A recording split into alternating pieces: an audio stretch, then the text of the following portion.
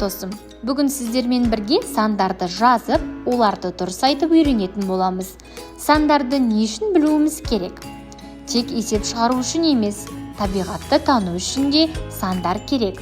Ойланып қарашы, сансыз өмір әріпсіз өмір сияқты. Сандар болмаса, бойымыз бен салмағымызды, қанша жаста екенімізді, қай жыл екенін білмейміз. Біз тіпті қай үйде, қай қабатта тұратынымызды айта алмайтын едік.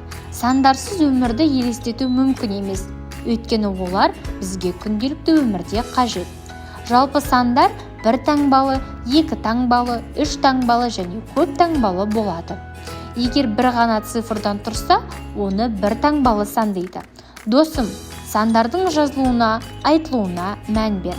Мысалы, 1, 2,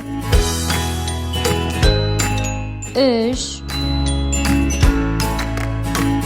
4, 5,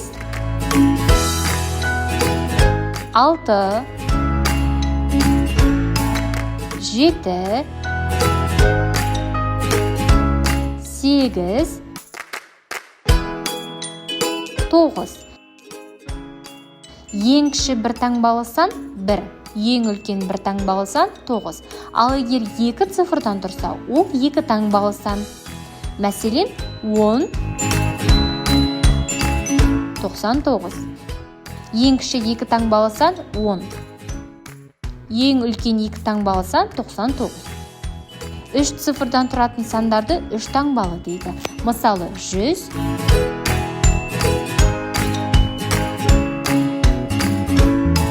236,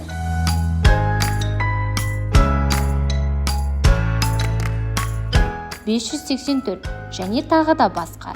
Ең кіші 3 таңбалы сан 100. Ең үлкен 3 таңбалы сан 999.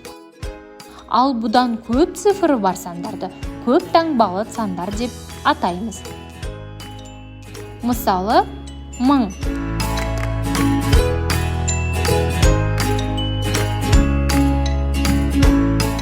4596,